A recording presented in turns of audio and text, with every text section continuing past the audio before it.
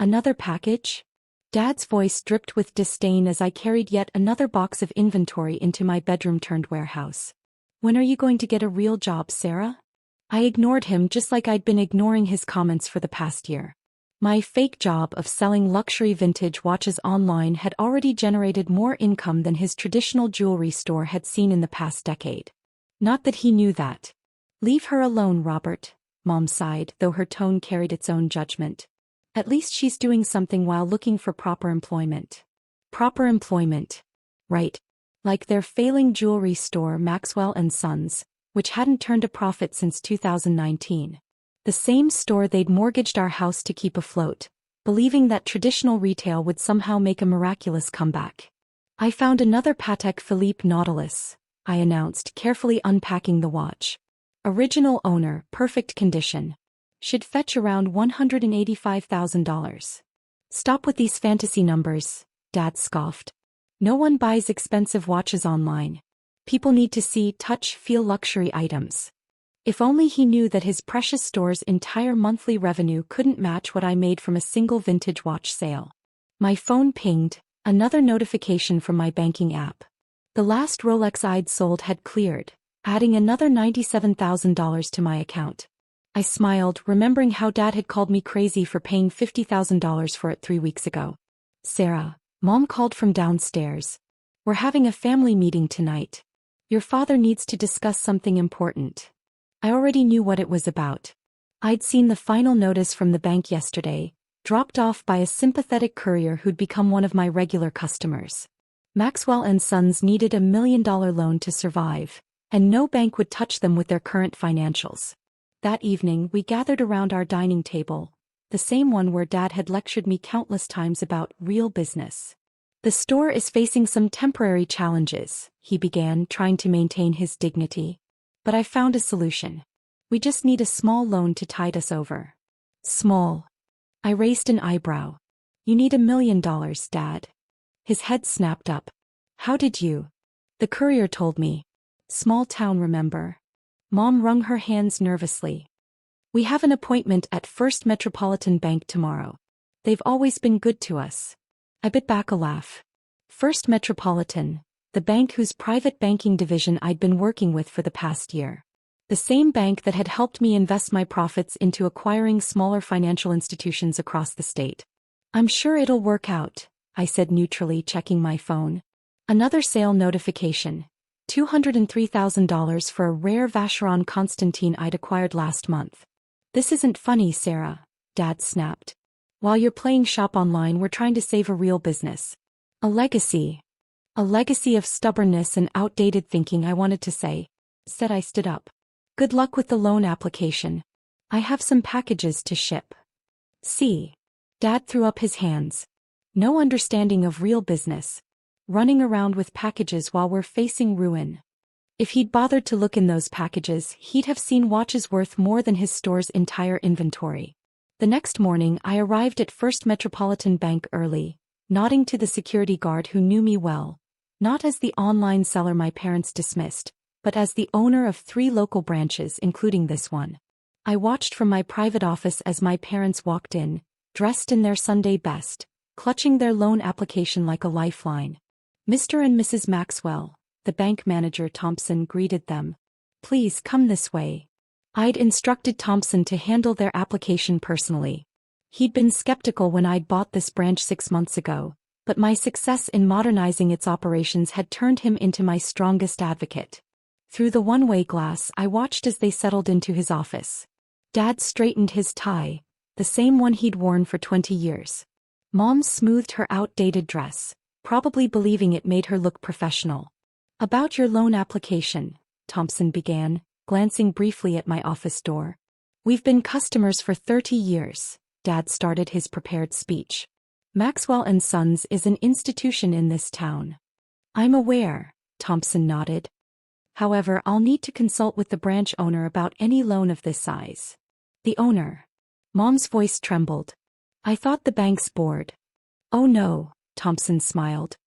This branch, along with 2 others in the county, was acquired by a private investor last year. Someone with a particular interest in modernizing traditional businesses. Dad puffed up. Well, I'm sure they'll understand the value of traditional retail. Why don't we ask her? Thompson pressed the intercom. Miss Maxwell, would you join us? The look on their faces as I walked in, dressed in a Chanel suit that cost more than their monthly revenue, was worth every dismissive comment, every sneer, every lecture about real jobs. Sarah. Mom whispered. Hello, Mom, Dad. I sat down behind Thompson's desk. So, you need $1 million loan? The silence in Thompson's office was deafening. Dad's face had gone through several shades of red before settling on a sickly pale, while Mom's loan application shook violently in her trembling hands. This is some kind of joke, Dad finally managed, his voice hoarse. You don't own this bank branch?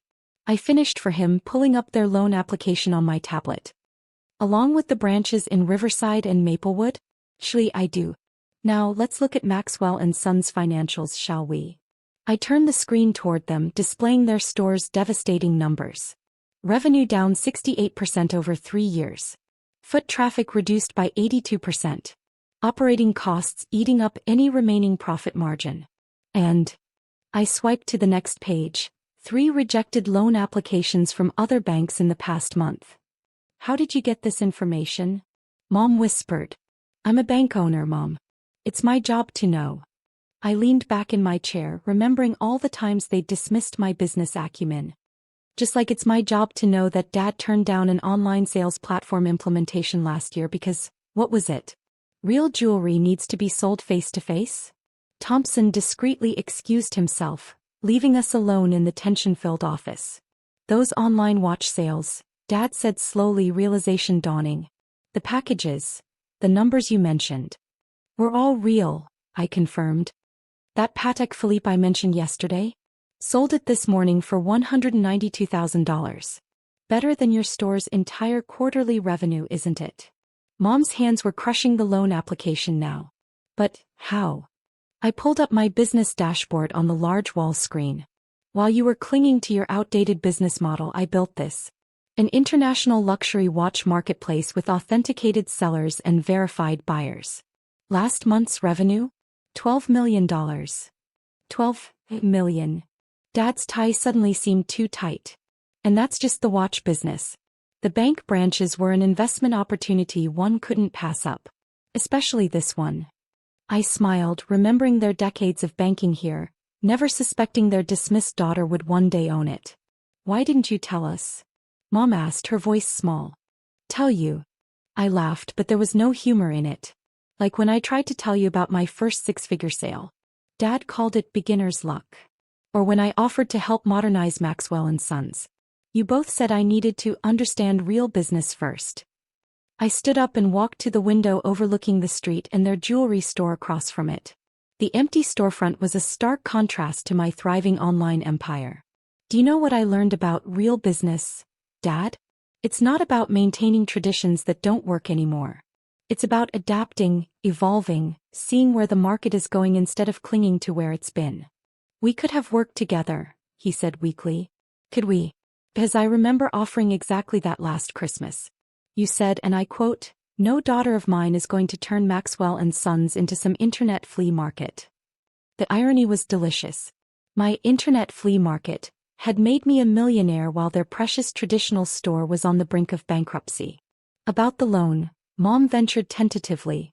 Right. The loan. I returned to my seat and pulled up the application. Let's see. You're requesting $1 million to modernize inventory and update store operations. Interesting choice of words, considering Dad's speech last week about how modern retail is destroying craftsmanship. Sarah, please. Dad's voice had lost its usual authority. The store. It's our legacy. Legacy. I clicked through more financial reports. A legacy of declining sales?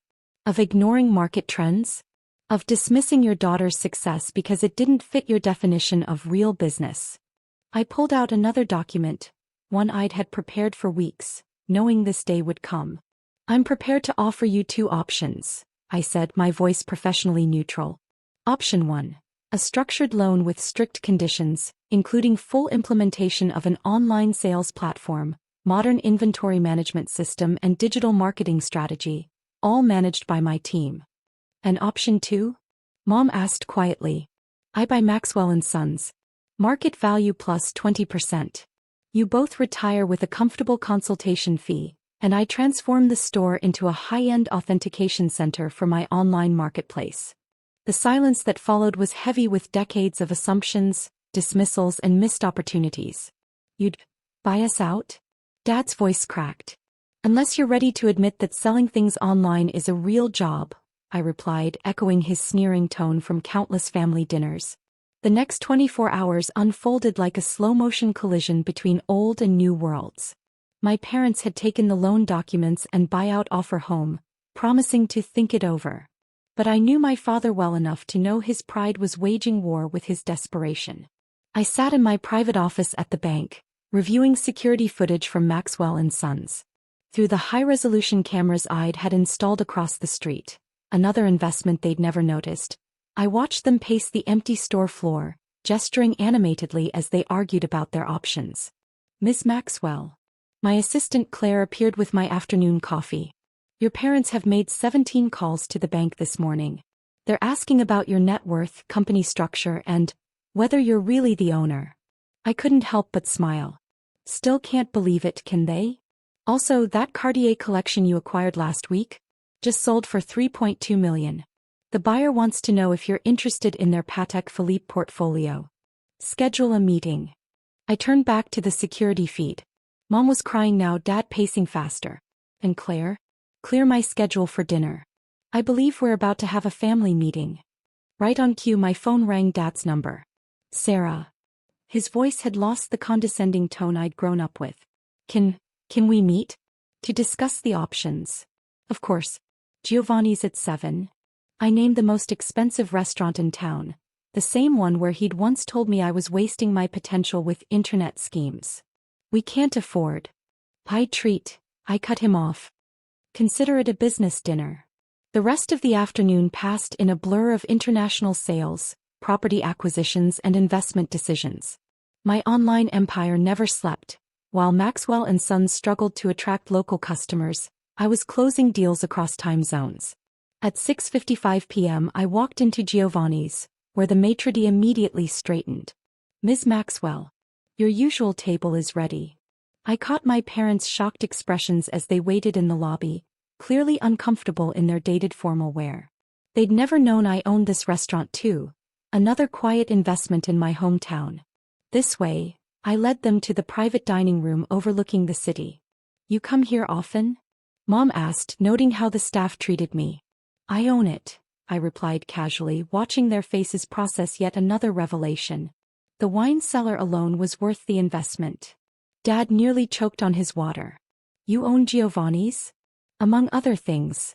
I opened my wine list, and selected a bottle that cost more than their monthly mortgage. Now about Maxwell and Sons.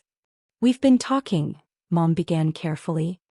Your father and I want to know how I did it, I finished. How their daughter built all this while they weren't watching. Dad's face flushed.